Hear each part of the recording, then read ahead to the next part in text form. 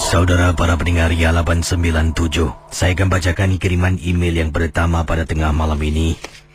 Dan kisah ini datangnya daripada Saudari Amnah.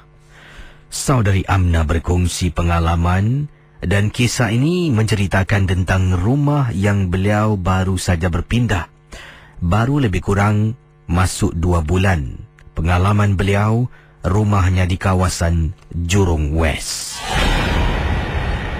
Kata Amnah, sebelum ini dah lebih hampir 2 bulan duduk di rumah baru ini, tidak ada perkara yang menakutkan, yang menyeramkan berlaku. Tapi benda pelik mula berlaku setelah kakak saya, iaitu kakak ipar saya bernama Nuraini, datang menziarahi ibu yang sedang sakit dalam rumah.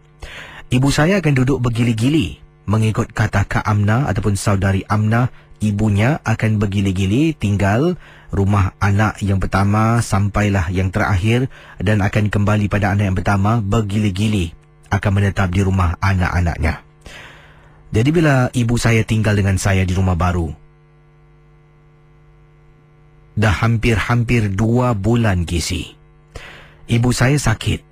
Jadi ramai adik-beradik yang lain datang untuk menjenguk ibu yang sedang sakit tenat. Katanya kisah ini berkenaan dengan sebatang pokok. Pokok yang besar yang ada di hadapan rumah Puan Amnah yang disifatkan sebagai pokok berhantu. Baiklah. Tadi dah tahu sinopsis kisahnya. Kata Puan Amnah ataupun Saudari Amnah, pengalaman ini adalah tentang rumah baru saya kisi. 2 bulan lebih saya duduk sana. Tidak pernah ada apa-apa gangguan. Sampailah kakak ipar saya, Nuraini, datang untuk menziarahi ibu yang sedang sakit. Rumah saya di Jurong West. Kakak saya Nuraini ini sebenarnya ada penyakit. Bukanlah penyakit-penyakit yang kita boleh jumpa doktor. Penyakit yang dialami oleh kakak saya ini adalah penyakit buatan orang. Dalam badan kakak saya ada barang yang dihantar oleh orang. Orang yang nak membinasakan kakak. Entah kenapalah, kata Amnah.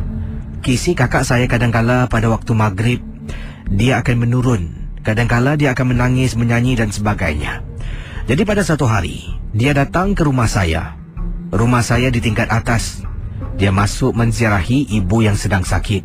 Kami duduk berbual. Jadi dia dapat satu panggilan. Waktu itu waktu petang kisi. Kalau tak silap saya, selepas waktu asar, kata Amnah. Sedang kami berbual, telefon bimbit kakak ipar saya Nuraini berbunyi. Kakak ipar saya keluar dari rumah nak berbual di luar koridor. Bila dia berbual di luar koridor, saya dengan ibu saya yang sedang sakit ni masih lagi duduk berbual. Dan kami tengok tiba-tiba dah nak dekat setengah jam dia dekat luar. Saya pun panggil, Kak Ani, Kak Ani. Kakak ipar saya Nuraini tidak menyaut. Langsung tidak toleh dan pusing. Ada benda yang tak kena ni. Bila saya keluar, saya tengok kisi telefonnya dah jatuh ke lantai. Matanya hanya tertumpu pada sebatang pokok, sebatang pohon yang ada di hadapan rumah saya di kawasan Jurong West. Kisi, saya teguh. Saya baca dahulu, baca Bismillah sebelum saya meneguh menyebut nama Kak Nuraini. Selepas dah baca, saya panggil Kak Nuraini. Dia terkejut, dia pusing. Apa? Macam ada benda yang tak kena. Saya angkat telefon yang jatuh. Saya tanya kenapa kak? Dia kata tak ada apa-apa, kepalanya pening, mabuk. Dia nak masuk dalam. Malam tu dia tak balik rumah sebab dia pening kepala. Saya kata tak apalah, duduk rumah saya sudah. Boleh juga temankan ibu. Baiklah, dia bermalam di rumah saya kisi. Untuk pengetahuan kisi, Kak Nuraini ni seperti saya katakan tadi, ada gangguan makhluk yang dihantar oleh orang kan? Kisi nak tahu? Pukul 2 lebih pagi, ibu saya, suami sedang nyenyak tidur. Saya dengar orang berbual dekat luar rumah. Saya bangun, keluar dari bilik, ternampak pintu ruang tamu rumah saya terbuka luas. Alangkah terperanjatnya saya tengok dekat luar tak ada orang. Kisi saya keluar, Tengok kiri kanan dekat koridor pun tak ada orang. Tergerak hati saya nak jenguk dekat bawah. Bila saya jenguk, kakak ipar saya Nuraini sedang berdiri depan pokok yang saya sifatkan sekarang ini sebagai pokok berhantu. Saya takut nak turun ke bawah. Saya terpaksa kejutkan suami dan ibu saya yang sedang sakit. Saya kata pada ibu, saya nak turun dengan abang. Ibu duduk sekejap kat rumah. Ibu saya kata okeylah. Saya dengan suami turun ke bawah. Bila saya berbual dengan Kak Nuraini, dia pusing, dia kata apa? Ini tempat aku.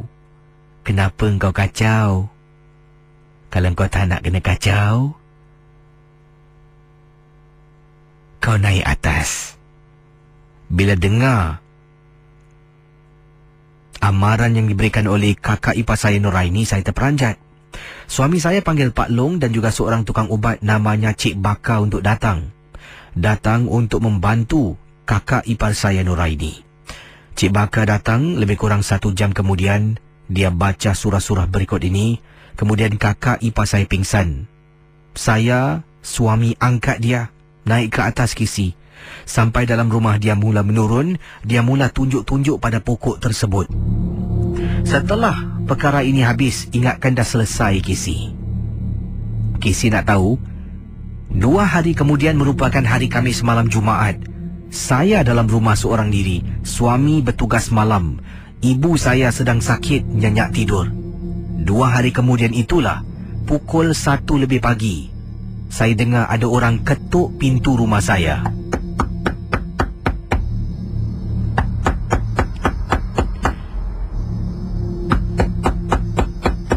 Saya bangun dari katil, keluar dari bilik, buka pintu ruang tamu. Alangkah terperanjatnya ternampak ada seorang makcik tua. Saya tanya, makcik, ada apa makcik?